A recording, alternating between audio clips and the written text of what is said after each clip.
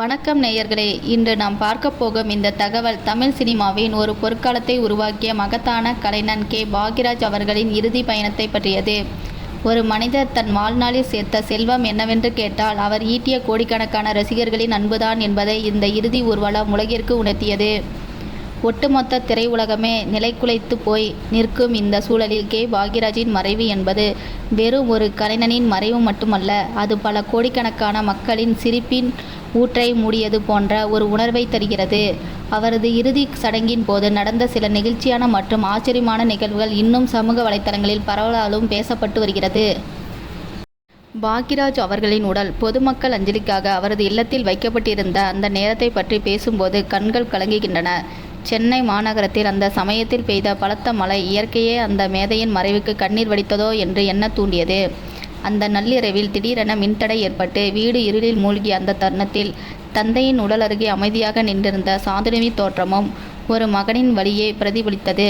அந்த இருள் சூழ்ந்த அறையில் தந்தையே பிரிய மனமில்லாமல் அவர் அருகே நின்றிருந்த சாந்தனுவை சுற்றியிருந்த பலரும் கண்கலங்கினர். தந்தையின் ஒவ்வொரு அசைவையும் ஒவ்வொரு வார்த்தையும் தன் வாழ்நாள் பாடமாக கொண்ட அந்த மகன் இன்று தன் ஆசிரியரை இழந்து நிற்பது எவ்வளவு பெரிய கொடுமை. அவர் இல்லத்தில் வைக்கப்பட்டிருந்த பாக்யராஜ் அவர்களின் உடல் மீது அவர் வளர்த்த செல்லப்பிராணி நீண்ட நேரம் அங்கிருந்து நகராமல் இருந்ததை அங்கிருந்தவர்கள் கவனித்திருக்கிறார்கள். ஒரு விலங்கு தன் எஜமானின் மறைவை உணர்ந்து கொண்டதோ என்னவோ அந்த இடத்திலிருந்து நகர மறுத்து பலரையும் நெகிழ வைத்தது.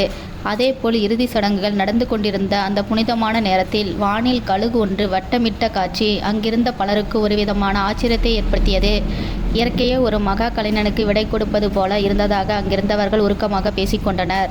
இவை வெறும் தற்செயல் நிகழ்வோ அல்லது அந்த மேதையின் மீது கொண்ட மரியாதையோ என்பது தெரியவில்லை. ஆனால் இந்த சம்பவங்கள் பார்ப்பவர்கள் அனைவரின் மனதையும் ஏதோ ஒரு வகையில் உருக வைத்தது. இந்த இறுதி ஊர்வலத்தில் அனைவரையும் கவர்ந்த மிக முக்கியமான அம்சம் இறுதி ஊர்வல வாகனத்தில் வைக்கப்பட்டிருந்த அந்த வாசகம்தான். பாக்யராஜ் என்றாலே அவர் எழுதும் கடிதங்களிலே இடம்பெறும் அன்புடன் உங்கள் பாக்யராஜ் என்ற அந்த கையெழுத்து தான் நினைவுக்கு வரும். அதே பாணியில் அந்த ஊர்வல வாகனத்தின் முன்பகுதியில் அந்த வாசகம் லெட்டர் பேட் வடிவில் வைக்கப்பட்டிருந்தது. அருகில் ஒரு பேனாவும் வைக்கப்பட்டிருந்தது.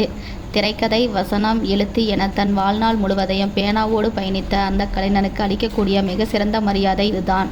சாந்தனு அந்த வாசகத்தை தொட்டு வணங்கிய போது அங்கிருந்த ஒவ்வொருவரின் கண்களிலும் கண்ணீர் தாரை தாரையாக வழிந்தது. தந்தையின் இறுதி சடங்குகளை மகன் சாந்தனு கண்ணீருடன் செய்து முடித்த அந்த தருணங்கள் ஒரு மகனின் கடமையை மட்டுமல்ல, ஒரு சீடனின் நன்றி உணர்வையும் வெளிப்படுத்தியது. திரையுலக பிரபலங்கள், நண்பர்கள் என பலரும் சாந்தனுவை தேற்ற முயன்றாலும் தந்தை இழந்த அந்த ஒரு நொடி வலியை எவராலும் போக்க முடியவில்லை. அரசு மரியாதையுடன் நடைபெற்ற இந்த இறுதி பயணத்தில் நடிகர் சரத்குமார், பார்த்திபர் என பல முன்னணி நட்சத்திரங்களும் பாக்யராஜின் உடலை சுமந்து சென்றனர். இது பாக்யராஜ் அவர்கள் தமிழ் சினிமாவிற்கு பெற்றுத்தந்த அந்த மரியாதையின் அடையாளம். வெறும் கதைகளை தாண்டி வாழ்க்கையை சொல்லிக் கொடுத்த ஒரு ஆசிரியர் பாக்யராஜ். அன்புடன் உங்கள் பாக்யராஜ் என்று அவர் எழுதிய ஒவ்வொரு வார்த்தையும் இன்று பல கோடி ரசிகர்களின் இதயங்களில் ஆறாத தழும்பாக மாறிவிட்டது. அவர் நம்மை சிரிக்க வைத்ததன், சிந்திக்க வைத்ததன், இப்பொழுது அவரே இல்லை என்ற நிதர்சனம் நம்மை அளவைக்கிறது. காலங்கள் மாறலாம், ஆனால் பாக்யராஜ் என்ற பெயர் தமிழ் சினிமாவையும் ரசிகர்களின் நினைவுகளையும் தாண்டி எப்பொழுதும் நிலைத்திருக்கும்.